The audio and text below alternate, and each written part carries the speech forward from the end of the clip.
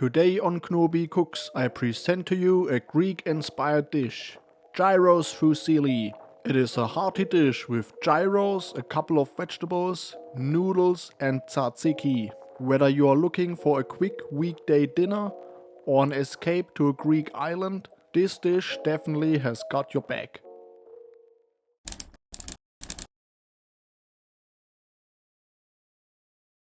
If you enjoy my content, please consider leaving a like and subscribing to my channel.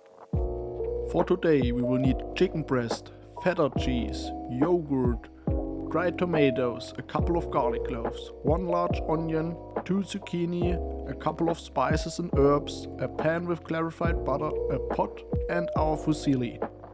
We will start by setting up our noodle water for boiling and also turning the heat on our pan.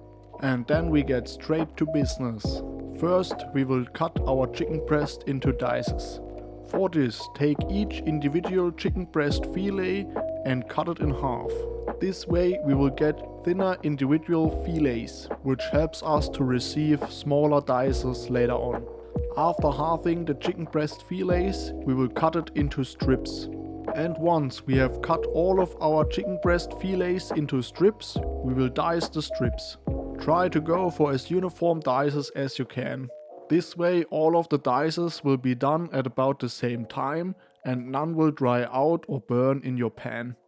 Instead of chicken breast, you could also use some lean pork or lamb meat for your gyros. Simply choose what you like most or experiment with something you didn't try before. In any case, I chose chicken breast because I think it appeals to the most people out there. Though no matter what kind of meat you choose, the meat will later mostly taste like gyro spice. Once all of our meat is diced, we will put it into our pan and start frying it. And for frying the gyros, you want to have your pan on high heat. Then after a short while, once the meat starts cooking, we will add a healthy dose of gyro spice. In theory, you could use individual spices and herbs for creating your own gyro spice. You can easily find a list of the original herbs and spices on the internet. However, using a pre-mixed gyro spice on the one hand is easier and way less effort, and on the other hand, if you ask me, I simply cannot get the taste quite right when trying to mix my own gyro spice. Though go for whatever suits you best. Maybe you do have some kind of secret family spice recipe from your mom or your grandma. Anyhow, once you have seasoned your meat, fry it at high heat and fry it thoroughly. We basically want it thoroughly cooked and pre-browned before we add the first veggies into our pan. Speaking of which, while our chicken breast is sizzling away, we can turn our attention to the onion. Cutting the onion is very easy. Simply halve it and then try cutting it into as thin slices as you can. I always go for half onion rings because they are simply easier to cut than whole onion rings. Though if you prefer whole onion rings, you could also go for those. Once the onion is cut, it is time to cut the garlic. I have 3 garlic cloves, 2 of which will end up in our pan and the other one in our tzatziki. For the former 2, it is sufficient to cut them into rough dices. This way we can add a little more texture to our meal. In the meantime, we should show our gyros some more love. Stir it so it doesn't burn. Though as you can clearly see, it's starting to brown nicely. And maybe as a quick side note, if you have a spinning gyros grill, you obviously don't need to prepare it in your pan. Though if you ask me, I don't think very many people have a spinning gyros grill for their private kitchen. However, that's just my 2 cents. And since we have now just recently looked after our gyros, we have time to prepare our tzatziki. For this, take a large measuring cup and put all of the yogurt into your measuring cup. After that, add salt, black pepper, basil and oregano to it.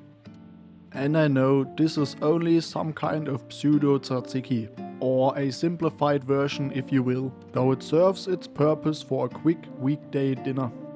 For traditional tzatziki you would add ingredients such as a shredded cucumber, some lemon juice, some olive oil, maybe some lemon peel, And instead of the spices and herbs that I'm using, you would probably use some dill or some mint. So if you have more time at your disposal, then maybe you should go for the traditional tzatziki recipe. It would also fit very well to this dish, though I would definitely add the feta cheese, like I will do later on. Though I'm already getting ahead of myself. Let's show our gyros some more love. And once you are satisfied with how brown it is and how well it is cooked, add your onion rings and the garlic to it. Stir everything thoroughly and then keep on frying. The onion will take some heat off the gyros, though we still have to be careful that nothing burns. So make sure to stir the contents of your pan on a regular basis. Since this is basically a tutorial for a quick weekday dinner, I haven't included very many ingredients in this video. Though in theory you could also add some aubergines or eggplants, as well as some peppers as veggies to this dish.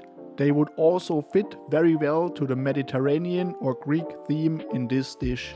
In general, I'm a great proponent of adding more vegetables to your meals. Make sure you eat healthy to stay healthy. That is something you really cannot stress enough.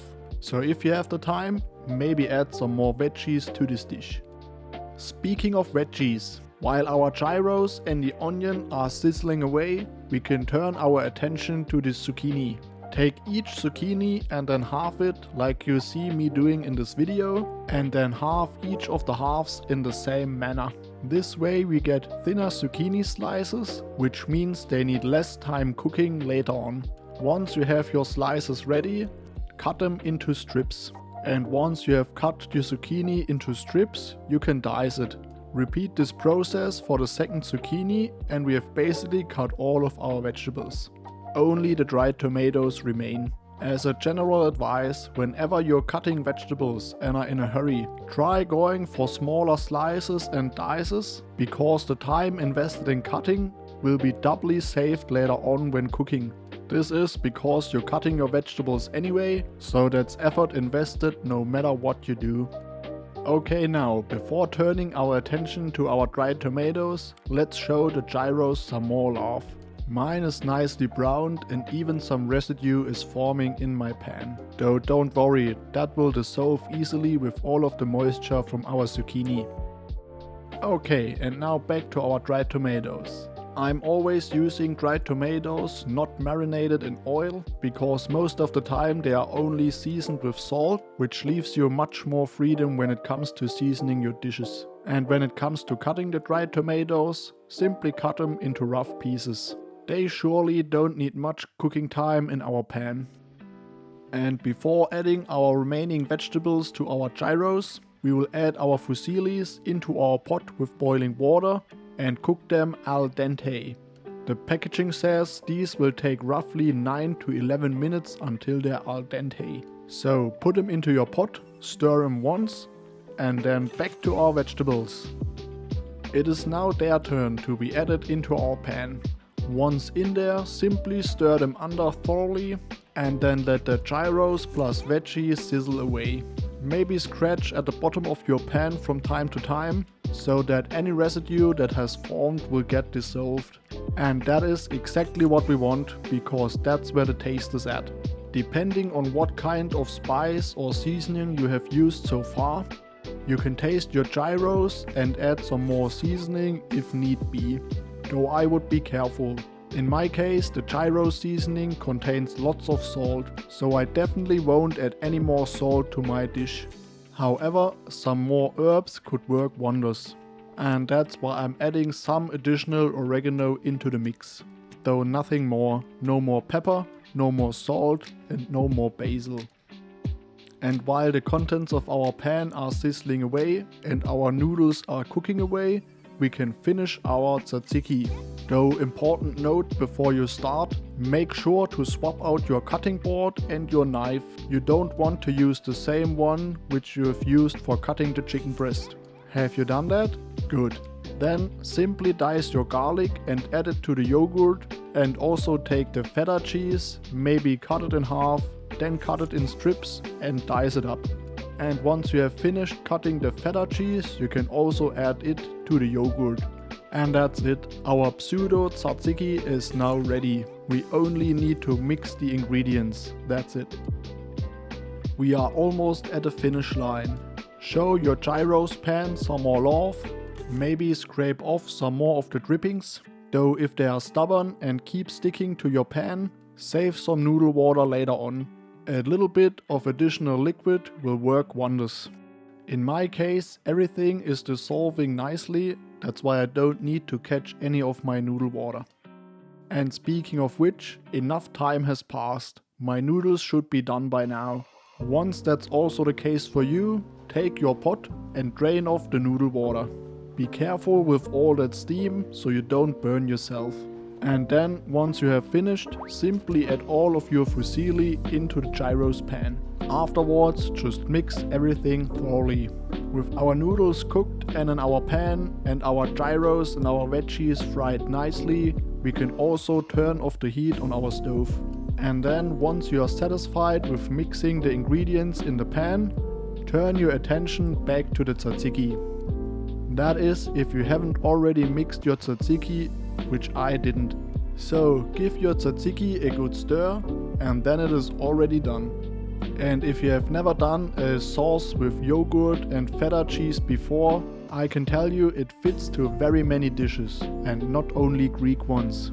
So if you like the taste, maybe try it with some other dishes. It also works as a sauce for a barbecue and is very refreshing in summer, especially if you add some cucumber and lemon to it.